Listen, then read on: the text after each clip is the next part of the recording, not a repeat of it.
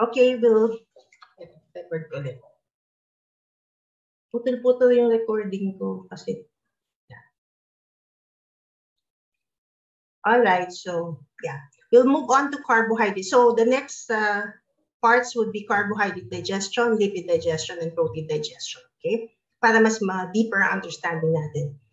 From this illustration, you see that the first enzyme comes from the mouth and the pancreas. It's your amylase. But as we noted earlier, hindi lang kailangan amylase. You also need other enzymes coming from your small intestinal cells, and this is what you call disaccharidases. Okay, maltase, sucrase, and lactase. Okay. Eto class, tama ba? Ang definition, ang ano niya, starch and glycogen. Is it really starch and glycogen? Glycogen ba yan? Parang hindi naman, no? Ni-represent lang yan. Pero linear lang yan. It's not even just starch. It's just the simple amylose. Correct? Bakit lang pinakita yan? Because your amylase just cleaves the alpha-1,4. Okay? The branch, it cannot cleave. Okay? Kaya siguro yan ang representation. And then, you form your simple disaccharides in the form of maltose. Then you have your sucrose and your lactose. And again, amylase cannot break it down. Anong kailangan mo? We named it earlier, maltase, sucrase, and lactase. Okay? Why do we need other disaccaridases apart from amylase? It's because we can only absorb the simplest monosaccharide into the small intestines. So what are the simple monosaccharides? Yun naman, mga must know naman na yan. Ano yung simple monosaccharides mo? Tatlo? G, F, G. Ano yon? Glucose,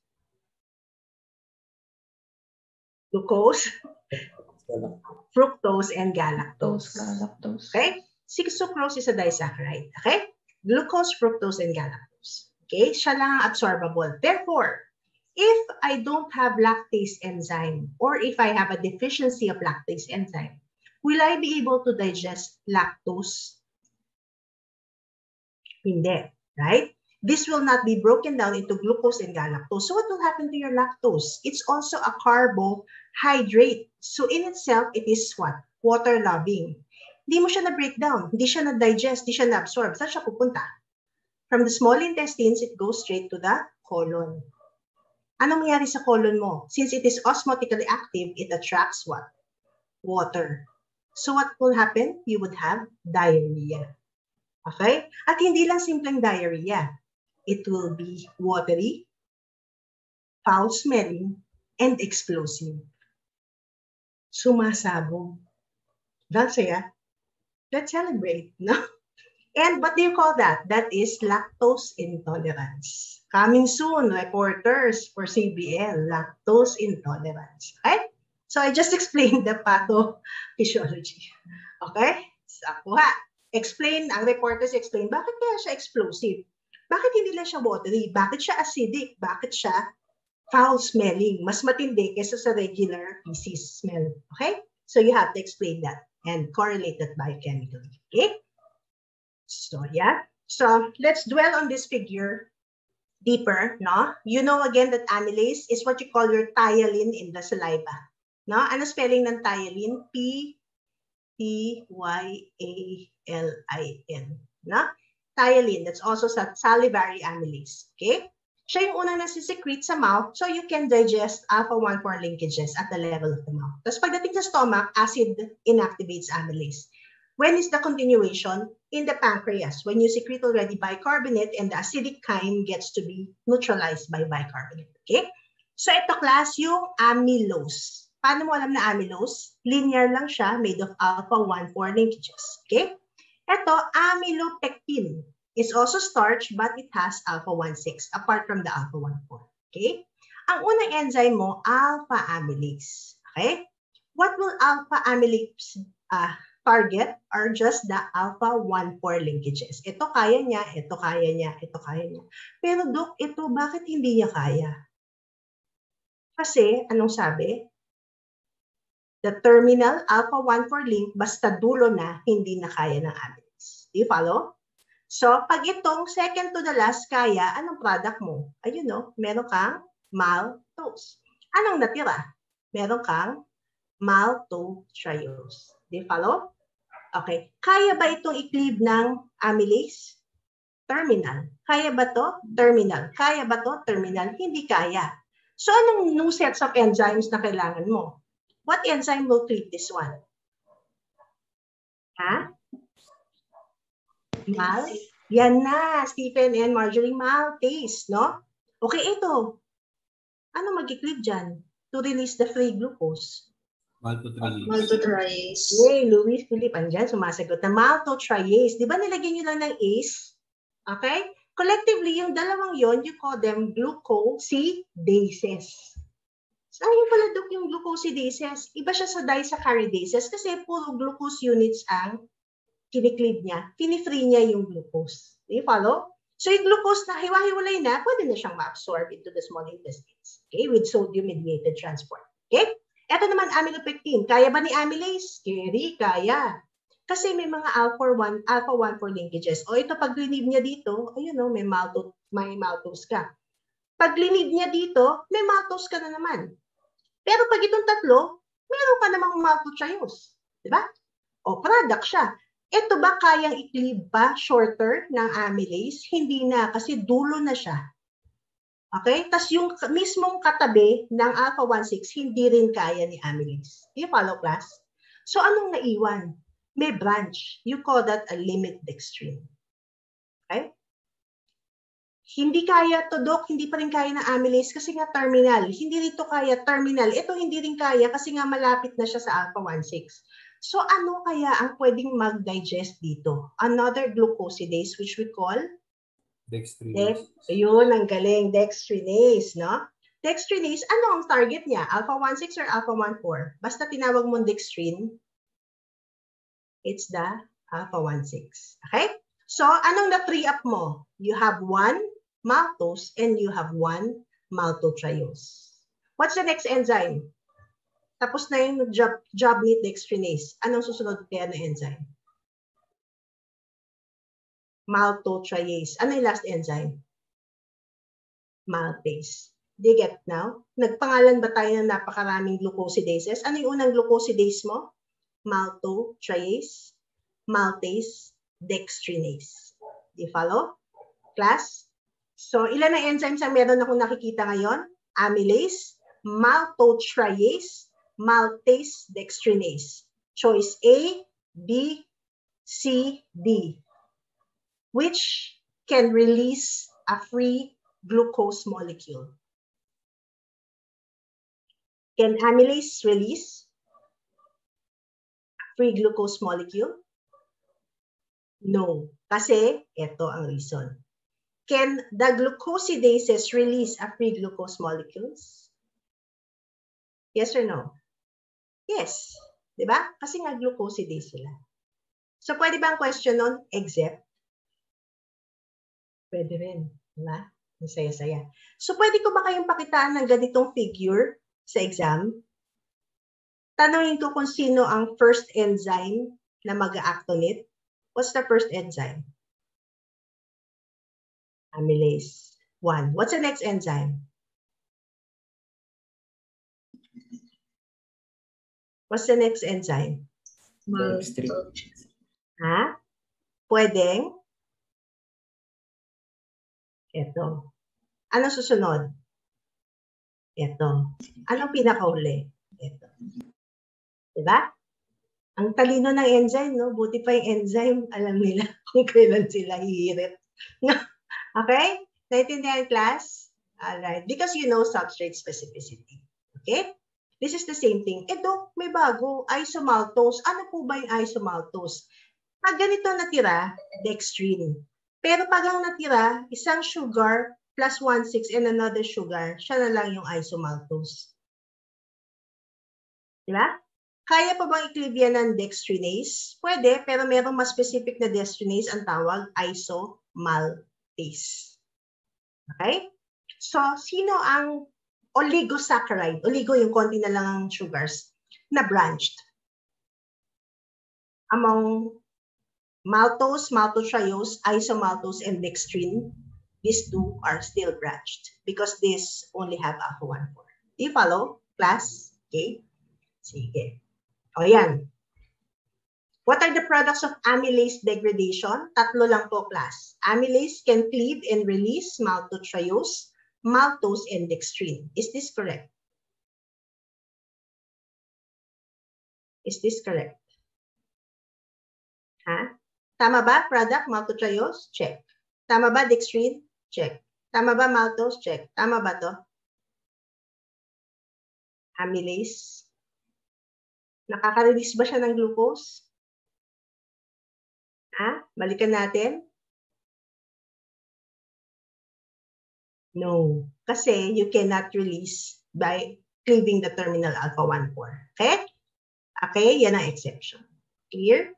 Okay, moving on. So, makikita mo, kailangan na si starch, you just have amylase, but you have other glucosidases. Maltase, maltotriase, dextrinase, isomaltase, no? That can cleave and release the free glucose. But amylase cannot release a free glucose. Okay? Disaccharidases, can they release the free glucose units and the other sugars? Yes. Sucrase and lactase can release glucose and sucrose and fructose or glucose and galactose. Okay? So, yan lang ang products ha. Pakitandaan po ng amylase. Okay? So, this is Lippincott illustration. Diba mas madaling intindihan si biochemistry by Lippincott? No? Kain ka ng sugar, ng carbohydrates, amylase sa bibig, hindi mo madadigest lahat. These are the products of digestion. You go to the stomach because of the low acidity, high acidity, low pH, it inactivates the amylase. Therefore, you want to continue and activate it again when you reach the small intestines where the pancreas releases bicarbonate. Follow? And then you activate now the pancreatic amylase. Siya lang ba enough na to yield the 3 monosaccharides? Hindi pa rin po. You still need what? The glucosidases coming from your membrane cell, mucosal cell membranes. No? So, hindi lang kailangan healthy pancreas, kailangan healthy small intestinal cells din so that you can secrete the glucosidases and the disaccharidases. Okay? Tapos na mag-digest. Paano pa ma-absorb, Doc? Di yung tatlong sugars mo na lang, ang dalawang G can be absorbed by active transport at yung F facilitated, FF. Okay? Bakit, Doc, ito, nagsha-share sila ng isang transporter? Di ba hawig sila? Ano ba pinagkahawig ng glucose at galactose? They are very similar and just different by 1 carbon. Where is that carbon?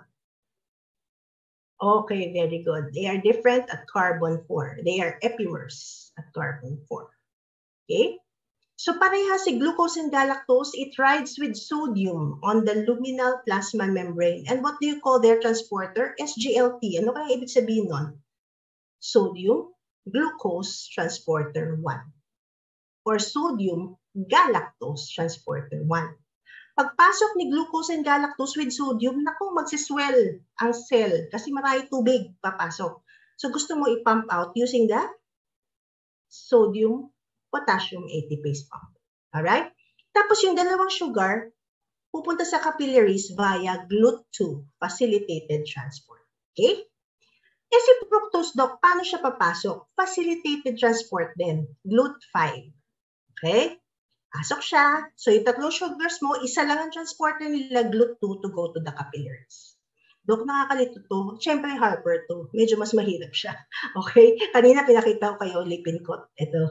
Itong Harper, no? Ano ba talaga ang ginagamit ni glucose at galactose? SGLT ba o GLUT5?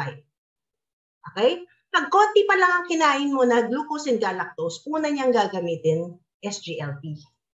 Okay? Pag sobrang damakmak ang kinain mong glucose at galactose, masasaturate ito, susunod niya yung GLUT5. So what is your take home there? Whatever you do, you will get to absorb your glucose and galactose. Problema? Yes, diabetes, hyperglycemia. Diba? Kain ka ng bread, kain ka ng pasta, kain ka ng whatever, basta carbo-based, sure na sure ka, winner, absorb mo, hyperglycemia ang problema mo. Diba? Constant hyperglycemia can lead to diabetes mellitus. Okay? So, so yung pali, nakita ko na eh. Paano ko i-prevent na mag-hyperglycemia? Kaya, imbento kayo using this one. Pwede ba, Dok, i-block ko to? At i-block ko to? Yes, those are your anti-diabetogenic drugs. Anti-diabetic drugs. Diba? They are the SGLT blockers and the GLUT5 blockers. So what do you do? You prevent the sugars from entering. Na-digest mo, pero hindi mo siya ma-absorb. Okay? Those are some of the mechanism of actions of your anti-DM drugs. Okay? This is the same illustration. Kanina nakaganon, pinaganon ko lang. Di ba, pansin nyo? So, SGLT, tsaka GLUT5 found in the brush border. Tapos GLUT2 is found in the basolateral membrane, no? Along with your ATPase pump. Okay? Eto, bakit GLUT1 and 5 lang? GLUT2 and 5 lang. Ayan, no, sila lang nasa small intestines. The other glucose transporters for facilitated diffusion is found in the brain, the kidneys, the heart. Iba-iba. Okay? GLUT1, 3, and 4. Okay? The CSGLT, small intestines and kidneys. Okay? Okay. Okay. Dun sa CBL natin, diarrhea. What's the problem with diarrhea? What's the deadliest problem with diarrhea? Pag tuloy-tuloy na diarrhea class. Dehydration. Very good, no? Brittany, yung dehydration. How do you define dehydration? It is what? Lack of water entering the cells eventually, no? So natutuyot ka. Your cells get dried up. Okay? So how do we treat dehydration? Brought about by diarrhea. Anong binibigay natin na gamot? Ha? Ano to? Ano yan? Rehydration solution. Very good. Oral rehydration solutions. What's the purpose of that? To rehydrate you, to bring back water to your cells. Oh. Pagka nasa doctors to the barrio ka, wala ka namang drugstore doon. Is there a way that you can prepare ORS, oral rehydration solutions? The simplest way? O, Yes. Meron. Ano? Yung sugar and salt po. Sugar, salt, yun lang. And water. Haluin mo sa tubig muna. Okay. Sugar, salt, and water. So you have lukewarm water, 1 tablespoon of sugar, 1 teaspoon of salt. Sabihin ng nanay sa'yo, nung anak niya, tubig lang naman ang kulang, ba't lalagyan mo pa ng asukal at asin? Ano ba, Nay? Mas masarap yun. Timplahan natin ng konti, mas masarap. May sugar, tsaka salt. No, that's not really the reason. What is the reason? What is the problem? This is your cell. If you're dehydrated, you don't have water entering the cell. That's depleted. What did we say earlier? For water to go inside the cell, what will it follow? Sodium. Sodium. And for sodium to maximally enter the cell, what does it need? Glucose, the sugar. Correct? So pag may sugar, may salt, papasok agad ang tubig. Okay? So, reporters for diarrhea, yun ang sagot sa oral rehydration solutions. Okay? Ulitin nyo lang. Alright. Nag-get na, ha? Okay. Yeah. Eto pa, meron na naman. So, may ORS na tayo. Meron tayong, ano kanina? Omeprazole. Meron tayong ranitidine, cimetidine. O eto, white kidney bean extract. Scientific name, Fasciolus vulgaris. It's the component of carb trim before. It's a tea preparation. Nasabi nila, ayan ang sexy tea. Bakit? Weight loss. No? Why? It is an amylase inhibitor. Wow. May amylase inhibitor. Anong gagawin yan? Di lahat ng kainin kong carbs, yung first enzyme na kailangan ko, hindi mai-inactivate. So will you be able to absorb the carbohydrates? No. Pagkakain mo, flush out agad. Okay? Will you increase your glucose levels? Will you store carbohydrates? No, because you are flushing it out. So it's used for weight loss. Okay? Remember that, ha? Anong side effect? Tingin nyo. Pagka kumain ka niyan, pa-party ako magka-carb trim muna ako or kakain ako white meat para makakain ako marami. Uwi ka na dapat agad after 2 hours. Bakit? You did not digest and absorb. Ano mayari, Stephen? Diarrhea. Okay, magda-diarrhea. Pag hindi nag-diarrhea, palpak yan. Diba? So, para kang Cinderella. Tama ba? Cinderella. Pagdating ng alas 12, uuwi ka na. Kasi magtatain na ako. Lahat ng kinain ko, ilalabas na. No? Because you just took a amylase inhibitor. Follow class. So nakikita niyo yung clinical significance and the pharmacologic significance of what we're discussing. Okay? Eto pa, naku, meron pa pala akong to. Yan o. August 2020, inhibitors of amylase and alpha-glucosidase. Ayun na naman. Potential leakage for full cereal foods for prevention of hyperglycemia. That's why cereals are good to treat diabetes and for hyperglycemia. Bakit? Ito ang phenolic compounds in your cereals. You have flavonoids, anthocyanidins. Sino yung mga sikat na sikat, no? Ito lahat, phenolic, yan. Yung mga yan, ano sila? Antioxidants lang sila dati. Antioxidants lang, but they found out that they also work as inhibitors of your enzymes to digest starches. So, it causes hypoglycemia. So, maganda siya to treat obesity and diabetes. Diba? So, cereal pa more. Diba? Oatmeal pa more. Yan. Okay? So, yun pala ang reason why we encourage eating complex carbohydrates. Okay? Yan. Ano pa? O, dagdagan natin, acarbose. No? One of the newest drugs for diabetes, ano siya? It is a alpha-glucosidase inhibitor. So, lahat ng glucosidase mo, ini-inhibit din. No? So, you can see how they parang already target the enzymes so that they will not digest the sugars that you take in and they will prevent it for absorption. Okay? So you would notice these are your anti-diabetic drugs and I placed a star on all those that work on digestion. Yan ang mga bagong drugs. Okay? So, di ba class, you know how di ba, naka-encounter na kayo ng medreps? Medical representatives, bibentahan kayo ng gamot. Minsan mas matalino pa sila sa inyo kasi hindi nyo alam yung mechanism of action ng gamot. Sila mega-explain. Diba? Sabihin nila, alam mo Doc, may bago kaming gamot ngayon. SGLT inhibitor siya. O anong purpose noon? Bababa po yung glucose levels niyo, pan-treat ng diabetes. Ikaw naman, ano yun? Diba? Hindi mo alam. Okay? Siyempre, check ko pa yung biochem ko. Okay? Diba? Dapat alam niyo siya. So yun yun, mechanism of action of drugs are being exploited by your drug companies talaga. Okay? Alright. So, okay nga, pakibasa. Difficult roads often lead to beautiful destinations. So if you stumble, make it part of the dance. Diba? Bangon lang. Pag nadapa, bangon lang. Okay? Isayaw mo lang yan. Alright? Okay pa kayo? Yeah. Okay pa. Anong time na ba? Okay, sige. Kasya yung time natin. Sige, I'll move on. Nag-break. Fresh naman tayo from break. Okay. All right. We move on to digestion and absorption of fats. No? So this is again Lippincott illustration. Ano yung sabi ko kanina? One that you have to remember, you cannot start digesting cholesterol ester, phospholipids, and triacylglyceride without this thing happening first. And that is what you call emulsification.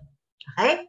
And that's the function of your bile acids. So bakit kaya sa level ng mouth, unchanged ang mga lipids mo? Kasi nga, wala ka namang abdo sa bibig. Di ba? Chubby lang ako, pero wala akong abdo. Okay? Wala naman dyan ang gallbladder mo. So what will emulsify? The saliva is not even enough. Wala siyang bile acids. Okay? So when you go to the stomach, adult stomach, acidity destroys the minute lipase. May lipase ka, lingual lipase, pero may inactivate din.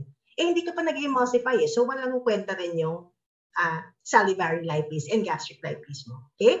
So when is the adult digestion of fats happening? Sa small intestines, when you already have your bile salts coming from the liver and gallbladder to emulsify the fats. Okay? Bago lalabas yung lipases. Okay? So, yeah. Yan, bile salts emulsify and only the products of digestion of your fats or of your lipases can be absorbed. It's the free fatty acids, 2-monoacylglycerol, and your cholesterol. Okay? So ito, pakitandaan natin kanina, di ba? It's a quiz, just short quiz, no? You know that the tag releases 2 fatty acids and 2-monoacylglycerol. Phosphatidylcholine releases the 2 fatty acids, and your cholesterol ester releases the 1 fatty acid and the cholesterol. No? So we have discussed that earlier. Ito naman, these are the carrier of your fats in the blood. Okay? What carries amongst the 4, HDL, VLDL, LDL, and chylomicrons, which carries dietary fats? Dietary, exogenous, yung galing sa diet. It is your chylomicrons, di ba? May illustration tayo kanina. Ito, carriers of endogenous fats, the fats that your liver produces. Okay? Plus, i-share ko lang sa inyo, sino dito yung tinatawag natin na bad cholesterol? Ha? LDL. Nakakaawa, huwag kayo ha. Pag natapos na kayo ng biochem, pwede ba? Maawa naman kayo kay LDL. Hindi naman siya totally bad. No? May purpose yan, kaya yan nandyan. LDL is a carrier of fats coming from your liver to the extrahepatic tissues. Okay? Ang bait nga niya eh. Bakit? Kung pinabayaan niyang iniwan niya lahat ng synthesize mong fats sa liver, anong mangyayari sa liver mo? Tapos hindi nakalabas. May fatty liver ka. Diba? So, ang trabaho ni LDL, ita-transport niya to the brain, to the other organ systems. Nagkakataon lang, ito siya masyadong madaling ma-influence. As it travels with the cholesterol in your bloodstream, it gets to meet free radicals. Therefore, it gets oxidized. And the oxidized LDL is the one that's bad. Okay? But LDL per se is not bad. Do you follow? Eh, sino naman si good cholesterol? HDL. HDL, heavenly, di ba? High. Keep it high because it's heavenly. Okay? Kasi siya yung scavenger ng excess cholesterol naman na napunta sa other organs, hindi ginamit. Sayang naman to, balik ko siya sa liver. Okay? So that's the bad cholesterol, oxidized LDL, not the simple LDL, and your HDL is the good cholesterol. No? Both of them plus your VLDL carry what? Endogenous fats, but the chylomicrons carry dietary or exogenous fats. Okay? Remember that. Okay, ito yung pinakasimple na kaya nating i-explain digestion of lipids, no? Again, you eat a fat globule. Ang laki niya. Kailangan ma-emulsify ng bile acids before the enzymes work. Remember that, ha? So what's the function of your bile acids? Number 1, for emulsification of fats, and for, number 2, micelle formation. Diba? Lipid chemistry. What are micelles, class? Ano yung student ng micelles? They are polar outside and what? Inside is non-polar. Diba? Pinoprotect niya sa loob yung fatty acids. Tapos yung sa labas, bile acids yun, binabalot. Para yung products of digestion can easily traverse this polar microvilli. Polar kasi yung environment nito. Paano papasok yung mga free fatty acids and non-polar sila? So they have to form micelles. So what is the job of your bile acids? Number 1, emulsification of fats. Number 2, micelle formation. So you can transport the products of fat digestion inside your cells. Pagpasok sa loob ng cell, gusto niyang pumunta sa bloodstream pero hindi pa kaya, kailangan mag-form ng chylomicron. So anong idadagdag mo sa fats mo? You resynthesize the triacylglyceride, attach it with cholesterol plus your phospholipids and a protein to make it a lipoprotein. Okay? But take note, class, yung itong green, the bile acids do not become part of your chylomicron. Remember that, ha? Tigahatid lang sila sa loob as micelles, pero lalabas din sila to do their function for emulsification again. Okay? Clear so far? So yan, alam niyo na yan, target of lipase is this one and this one. No? Kaya may 2 fatty acids and 2 monoacylglycerol product. Yan siya. Here. Okay? This one is Harper. Di ba masyadong serious yung illustration? Parang, no? Parang, okay. No? Ano lang sinasabi nito? 72% of the product of lipase is 2 monoacylglycerol. Eh, Doc, pwede bang mag-release ng free glycerol? Pwede naman po. 22%. Paano nangyari yun, Doc? Eh, hindi nga kaya i-cleave yung second. Ano nangyari? Yung fatty acid dito sa number 2, carbon 2, tingnan nyo nangyari dito. Because of isomerase, it transferred to carbon 1. And because of that, the lipase can now remove the carbon 1. Di ba sabi ko, terminal lang ang i-cleave niya. So kaya. That way, you now free glycerol. Okay? But in the exam, ang products ng digestion na lagi ko lang i-consider is free fatty acids and 2 monoacylglycerol. Okay? But take note, glycerol can also be a product of digestion of your ano. Pero usually hindi ko na siya sinasama para hindi na tayo malito. Okay? Moving forward, pareha lang yan. Okay. So this one, merong mas magandang illustration. Okay? Later on na. Okay, so this one, bile acids, again, what are the functions? Number 1, emulsification. Number 2, chylomicron formation to form micelles, micelle formation. And then, look at that. The long chain fats are the ones that need chylomicron formation going to lymphatics, but the short and medium chain fats go directly to the blood. So, wala na palang chylomicron formation pag ang intake ko is short and medium chain fats. Diba? Oh, di good for me. Paano ko pagka, sino ba yung mga, yeah, ako, marami kami sa biochem, wala na kaming gallbladder. No? Lahat kami natanggalan ng gallbladder. Cholecystectomy. Okay? Tanggal na kami lahat. Halos lahat kami. Eh, okay pa rin. Mukha ba ako may sakit? I look well naman siguro, no? So, pwede pa lang walang abdo. Parang pwede rin walang appendix. Why? Because the gallbladder is just a bag storage of bile acids. Anyway, you still synthesize bile acids from the liver. Okay? So, pag wala ba akong gallbladder, hindi na rin na dapat ako mataas ang fat intake. Or I totally remove fats from my diet. Is that possible? Would you recommend removing fats from the diet? Eh, yes, kasi kailangan mo for emulsification ng bile acids, eh wala ka na ng gallbladder. Number 1 is just a bag storage form. Meron ka pa naman from the liver. And number 2, you need your fat-soluble vitamins. So, hindi totally dapat mawala ang fats mo. Correct? Pipili ka ngayon. Anong klaseng fats ang healthier for someone who doesn't have gallbladder anymore? Para hindi masyadong ma-burden. Wala ka na masyadong long-chain fats. You can concentrate on short and medium-chain fats. No? Sometimes it's marketed as MCT. Ano yung MCT? Medium-chain triglycerides. Okay? Or yung butter fat. Because kaya nga butter siya, butyric acid. Ano pa? Full cream milk fat. Okay? That's good. Easier to absorb. Ano pa? Ano yung medium chain fat na sikat? Lauric acid. Saan nakikita yon? VCO. Okay? Kaya virgin coconut oil is good for digestion. Okay? That's the reason why. Okay? So for those having gallbladder problems, yun ang binibigay natin na types of fat. Okay? Different ang butter sa margarine, ha? Diba? Margarine is the trans fat, the bad fats, but the butter is the good fats. So, paano ko malalaman parehas ang itsura nila? Mas mahal ang butter. Pag ang butter mo umaabot ng 90 to 100 pesos, butter yun. Pagka 50 pesos and below, margarine yun. Okay? Nakasuot naman doon eh. Diba margarine, pero naka-block siya. Block na siya. Okay? Para makita nyo naman yung difference. Those are trans fats. Okay? So, medyo processed fats yun. Hindi masyado maganda. Dapat butter talaga. Ito yung hinahanap kong illustration. Class, ito ha. Pansinin nyo, yung fats na kinain nyo, papasok sa small intestinal cells, enterocytes. Paano siya magiging chylomicron? Anong idadagdag mo sa kanya? Anong i-add mo sa kanya? Dadagdag mo siya ng protein component. Okay? Saan galing yung protein, Doc? Balik tayo dun sa ayan. Saan galing yung protein na yan? What is the central dogma? Your genes dictate your protein. Correct?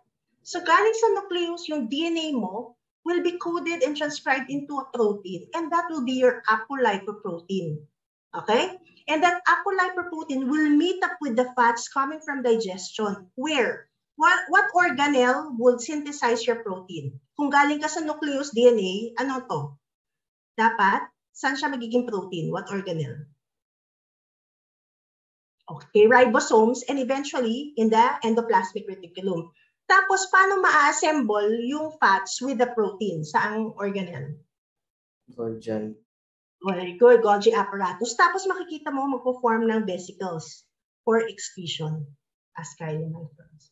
So, na-realize natin yung function ng organelles, no? Tahi-tahi siya so that one function is to form your chylomicrons. Okay? Ganyan din siya. Right? Same thing. Okay. Moving on to the, enzymes for hormones. Cholecystokinin is termed cholecystokinin by the name itself, chole. What does it refer to? The gallbladder being able to secrete bile. Okay? Another name for that hormone is your pancreosynin. Okay? So, giving it pancreozymin, pancreas. So, anong sinistimulate niya for the pancreas to release enzymes? Ito, bakit dalawa pangalan? Kasi nga dalawang set ng scientist ang nakadiscover noon, only to find out, pareha lang palang hormone yun. So, initially, they named it cholecystokinin. Sabi niya, gallbladder lang sinistimulate. Tapos, materialize sila, ay, pancreozymin pala, yun din yun. Okay? Kaya, ang pangalan talaga niya, kompleto, cholecystokinin, pancreozymin. Okay? Another enzyme is your secretin. What does secretin do? Stimulates the pancreas to release bicarbonate. Okay? Alright. So, yan lang yung summary. Tapos, dagdag mo si gastrin and si gastric inhibitory peptide. Okay? Okay. Eto. Sino dito ang may hypercholesterolemia sa pamilya? Diba, cholesterol? Hyper, mataas ang cholesterol. Diba, para lahat ng pamilya may taong mataas ang cholesterol sa pamilya natin. Oh, di dapat alam na alam mo paano i-manage yun. Diba, nag-med student ka eh. Hindi pa naman ako graduate eh. Ano ba?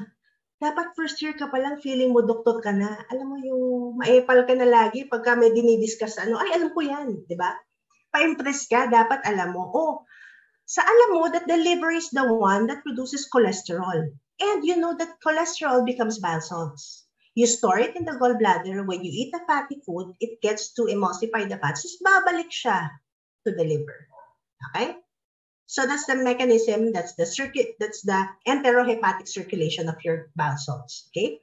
Ang issue natin kanina, you have commonly hypercholesterolemia. That's very common in many individuals, no? So what is a way to decrease cholesterol if you know this is the normal pathway? What can you do to decrease cholesterol levels para hindi tumaas ang cholesterol sa blood? Alam mo na nagsisynthesize siya ng bile salts, you use it for emulsification, and then you recycle. So what can be done to decrease cholesterol levels? Ano kaya? Ano yung pinaka-common na sinasabi nila na kainin mo para bumaba ang cholesterol levels mo? Veggies. O sige, kain tayo ng veggies. Dito, gulay-gulay. Yan, pupunta siya dito sa colon kasi hindi mo siya madadigest absorb. Ano mangyayari sa veggies mo? Ayun, na-meet up niya yung bile salts mo. Hindi nga siya na-digest and absorb, binind niya. O saan siya pupunta? Instead na bumalik dito kasi na-bind na siya, saan siya pupunta? Sa colon. Nagsayang ka ba ng bile salts? Oo nagsayang ako. Pag nagsayang, may babalik? Wala.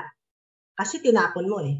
Pag walang bumalik, anong sabi ni liver? Oh no, wala nang bile salts. Kailangan ko mag-produce. Kanino siya mag-produce? Galing kay cholesterol. So did you convert cholesterol to bile salts? Yes. Did you decrease cholesterol? Yes. Hindi parang mahirap intindihin. That's the mechanism of action of dietary fiber. That's why it decreases cholesterol levels. Okay? Another strategy is not a gulay, but a drug. You can give a drug that does the same thing. Okay? What are those drugs? Ayan, bile acid resins.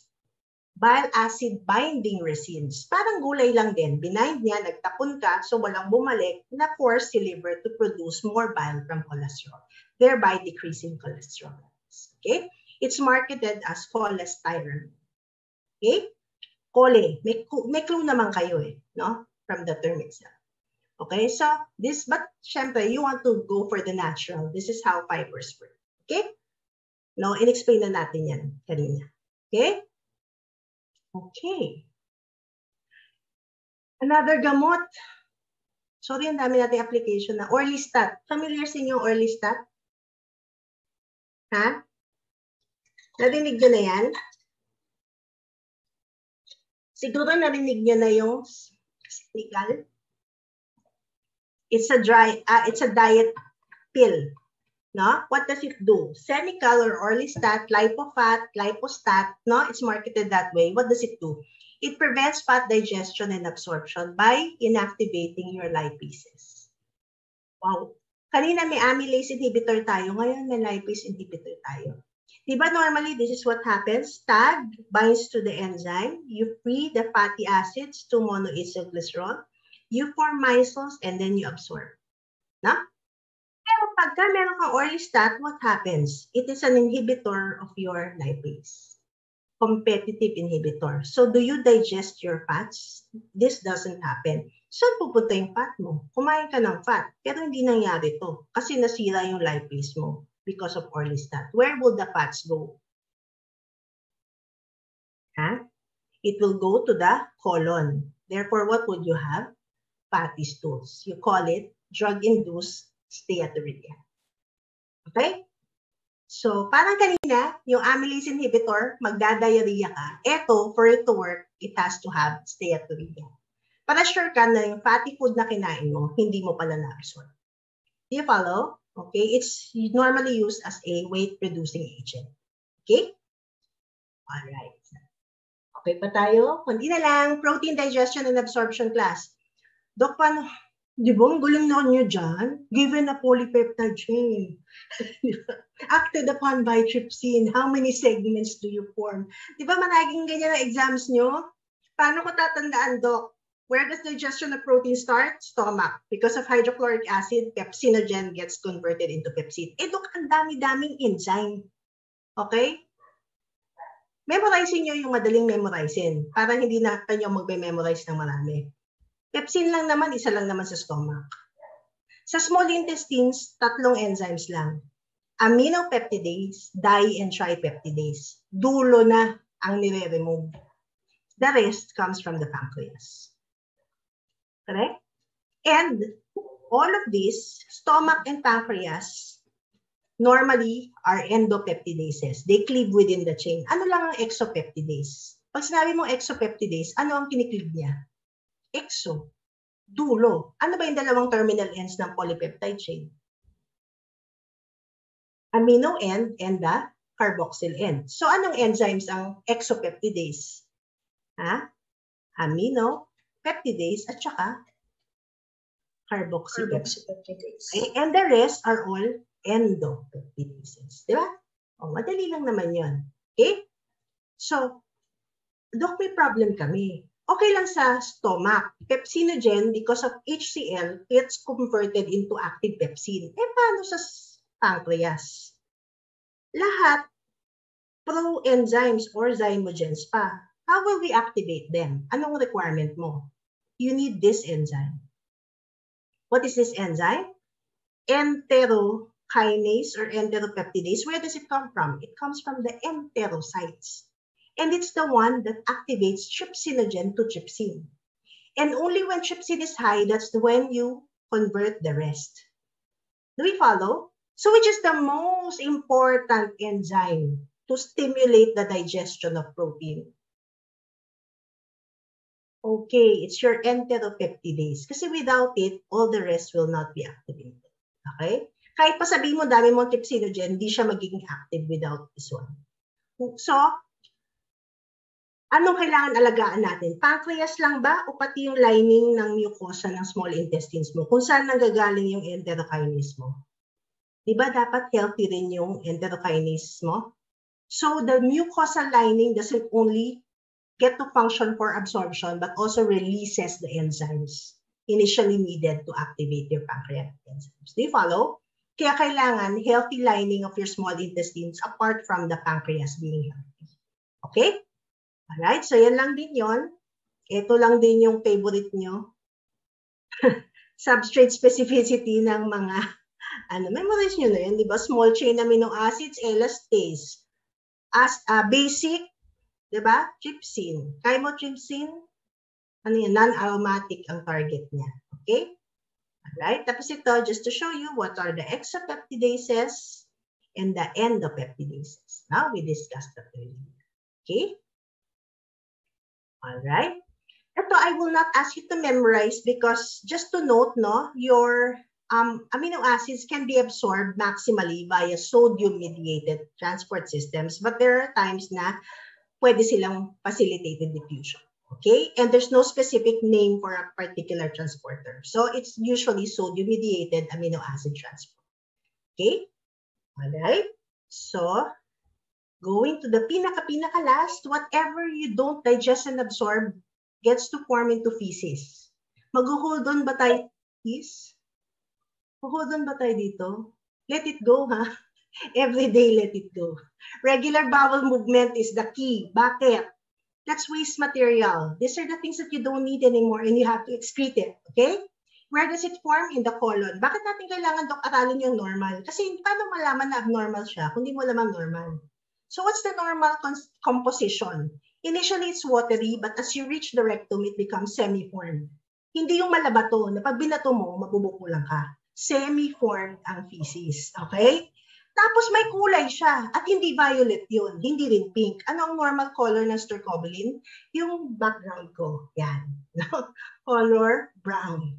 No, stercobilin is colored brown. Bakit naging brown? It comes from the metabolism or breakdown of your heme, forming what? Bilirubin that becomes urobilin and eventually becomes stercobilin. Kaya, ang wiwi is color yellow at brown ang stools. Okay? Do you follow?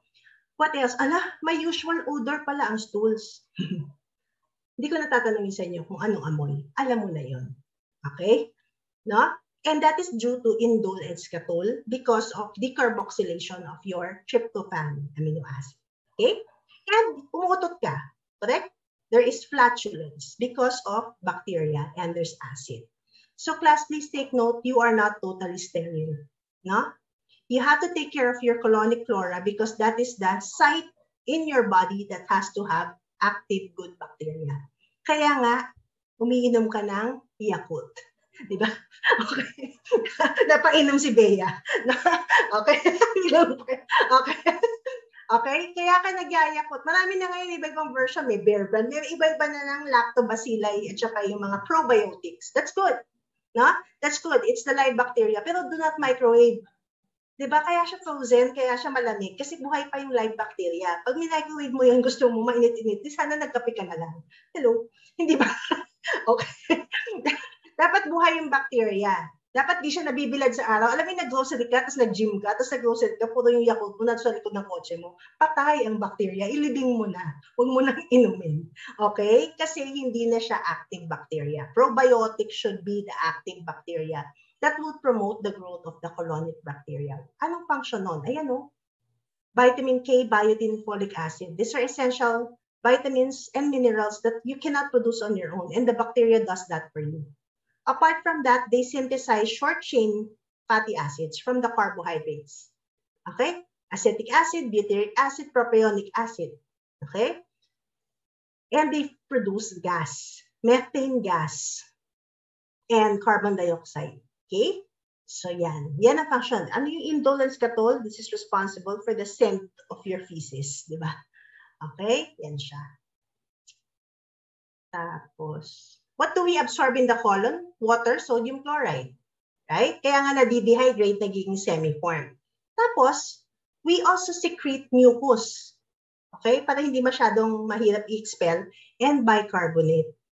So my question, paglabas ng feces, ano ang pH? What's the normal pH of your feces? Should it be acidic, basic, or neutral? The physiologic pH.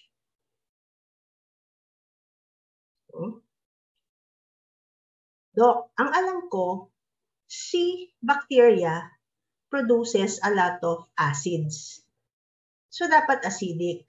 Pero alam ko rin na nagsisecrete ang colon ng bicarb. Anong trabaho ni bicarb? It neutralizes the acids. So, paglabas ng feces mo, neutralize na. Okay? So, pagka nagkakaroon ka ng very acidic pH na stool, that's already pathologic. Okay? Hindi dapat ganun. Okay? Masyadong maraming fermentation na nangyayari. And that happens in lactose intolerance. Okay? In milk indigestion or maldigestion of milk. Alright? Okay, class. So, yeah. That ends the lecture, I think. So, can you read the last slide? An arrow can only be shot by pulling it backward. When life is dragging you back with difficulties, just imagine that it's going to launch you into something great. Okay. And I thank you.